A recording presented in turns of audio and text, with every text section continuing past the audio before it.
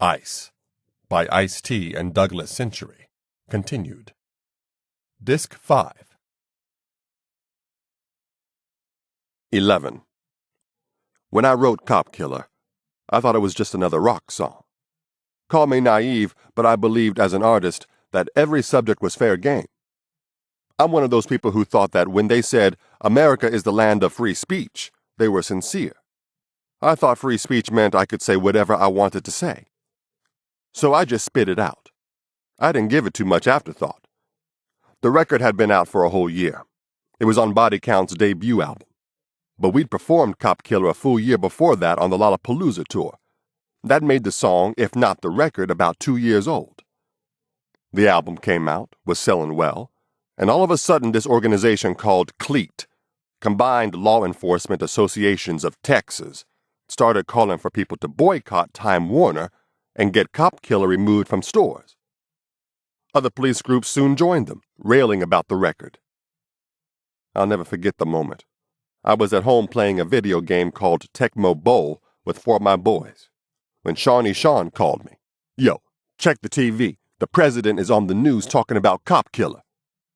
We flipped the channel to CNN, and it wasn't President Bush, actually. It was Vice President Dan Quayle talking about me, looking pissed, saying the name Ice-T like he had shit on his tongue, calling my record obscene. As soon as Quayle said Ice-T, there was a collective groan around my living room. Aw, shit. I knew the band and I were in for some drama, but at first it just seemed stupid to me. Petty and ridiculous. Why were they tripping? First off, it wasn't like Cop Killer was a novel concept. There had already been a group called Millions of Dead Cops. There'd been a movie out called Cop Killer, a book called Cop Killer, and Black Flag had been doing super aggressive songs like this long before Body Count. I thought I was in a fairly safe zone of self-expression. I thought, especially within the world of rock and roll, that I was free to write what I wanted. I was actually listening to one of Seymour Stein's favorite rock bands, the Talking Heads, and had their song Psycho Killer on my mind, and one day I just said, fuck it, I'll make a song called Cop Killer. I wanted to blend the sound of speed metal with a topic that was real to Body Count's lives. As the controversy continued to build, our jaws stayed dropped. I kept saying, what the fuck? It's a song. It's an old song. It's a protest record. It's a song about a guy who lost his mind over brutal cops. I told a group of reporters, I'm singing in the first person as a character who is fed up with police brutality. I ain't never killed no cop. I felt like it a lot of times, but I never did it.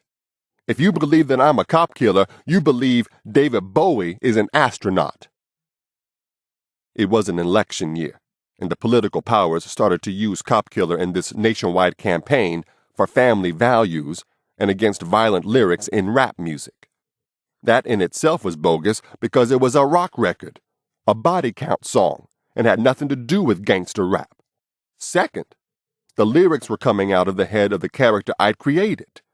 It was a scenario. It wasn't my personal view. I wasn't calling on cops to be killed. The character was saying, fuck police brutality. Cops have been brutal to me. So tonight, I'm going to kill some. But at the time, cops were under siege. This is pre-Rodney King, before the acquittal of the officers who had been caught on tape severely beating a black motorist, but not too long before. And there was a lot of media attention on the subject of police brutality. And because it was a presidential election year, somebody thought this was a good issue to exploit politically. It made great fodder for the Republican stump speeches. Let's attack Warner Brothers, because after the initial criticism broke, the hostility wasn't directed so much at me. A greater anger was directed at Time Warner for allowing the song to be put out. Ice-T, they could write me off as just another pissed-off black man from the hood. But Time Warner, you're a Fortune 500 company. You've got a big gleaming office tower in Midtown Manhattan. You're supposed to be one of us. You're supposed to be part of the system. Why are you putting this cop killer shit on the market? We all kept thinking it would go away, but it kept getting bigger and bigger and bigger. Then Charlton Heston in the NRA got involved. President Bush publicly denounced Time Warner and any company that would release a record like Cop Killer. The former president of the National Association of Chiefs of Police, Dennis Martin, actually and ludicrously claimed that the song had encouraged violence against police. The Cop Killer song has been implicated in at least 2 shooting incidents and has inflamed racial tensions in cities across the country. It is an affront to the officers, 144 in 1992 alone, who have been killed in the line of duty while upholding the laws of our society and protecting all its citizens. At a campaign fundraising luncheon, Dan Quayle kept ratcheting up his rhetoric. I am outraged at the fact that Time Warner, a major corporation, is making money off a record called Cop Killer that suggests it is okay to kill cops. It got to the point that people actually sent death threats to Warner Brothers. It was some real shit. Now, looking back on it, this is what I learned. Yes, you have the right to say whatever you want in America, but you have to be prepared for the ramifications of what you say. When I yelled Cop Killer, I did not prepare for the fallout. I've been dissing rappers for years. They didn't do shit. Then I dissed the cops, and they came after me like no gang I've ever encountered. Then Charlton Heston, Tipper Gore, and the President of the United States himself came after me. I tell people today that you don't know what heat is until you've had the President of the United States say your name in anger. Because the minute he does, boom, the deepest security check of your life immediately goes into action. The FBI, the Secret Service, the IRS, everybody gets into the game. Because he's the President of the United States. The next question from the President to his Chief of Staff will be, what do we know about this man? Soon as the President says your name, they do a 4-bureau check. They dig up every speck of dirt they can find. They had my military records, and I'm sure they knew about my criminal background. But I don't think they gave a damn that I'd been involved in all kinds of robberies and mayhem back in the day.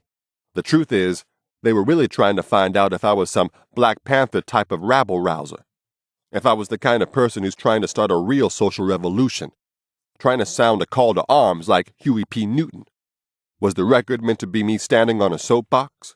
Me telling the youth of America that they should literally go out and kill the cops? These are some intelligent guys in the FBI and Secret Service. I'm sure that when they checked out Cop Killer, they knew it was just a song.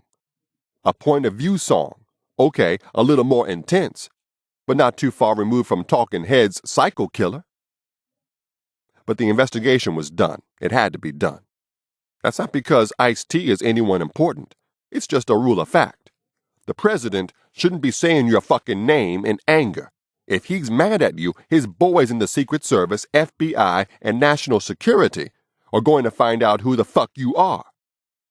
That's just how they get down. But here's what's funny. It wasn't like it was hard to find out shit about me. I'm an open book. At the end of the day, I said, yo, if I was really on some political platform and this is what I wanted, well, then fuck it. I'll take the political heat. But that wasn't what I was out to do. And if they'd been able to find anything from my criminal past they could use, come on. They'd have had me in shackles on the nightly news. They would have locked me under the jail. But the only dirt they could find on me was shit that I'd already claimed. What are they going to do? Give a press conference with Dan Quayle or Charlton Heston? This man, Ice-T, is an ex-criminal. Come on. Who the fuck doesn't know that? Here's something I never admitted before. One of the reasons I got into the record business and came clean about all the dirt I did was because I knew that fame doesn't allow you to hide much. You better just fess up. Fame is a fierce spotlight, but it's also a way to clean out your closet. You have to remember that in early hip-hop, telling the truth about your criminal life was not in vogue. When I came out, dudes were still saying, oh, I learned to sing in church. You didn't come out and say, yo, I'm an ex-thief, or I'm a hustler from the streets of South Central. That didn't sell records. Now it does. Now everyone claims to have been a shot caller, bank robber, gunslinger, murderer. But that's really my blueprint. It would have been a waste of time for me to pretend to be someone I'm not. So I choose to use it like Iceberg Slim did, as a source for my material. When that national security search happens, you feel it from the other side. Things like tax audits, covert surveillance. They even snatched my daughter out of school and asked her if I was a member of any paramilitary organizations. Funny part about it was, they never came to me directly. But I felt a certain level of scrutiny and surveillance 24 hours a day. Things you can't rationally explain are happening all around you. It's like you have an ice cream truck parked outside your house in the middle of the winter. When people talk to me about Cop Killer today, they often assume I'm bitter about the controversy. I only get angry when people overstep their boundaries. But with Cop Killer, everybody at Time Warner was doing what they thought was correct, at least from a business standpoint. People needed to do what they thought had to be done. Everybody was doing their job. I look at it this way. When a cop busts you for selling coke, don't get pissed at the cop. The law was there. You knew it. You broke it. The cop did his job. So how can you get mad? How can you hold a grudge? To be real, even in the hottest days of that media frenzy, I felt bad for Time Warner. I felt awful for them. To me, Time Warner wasn't some massive, faceless corporate entity.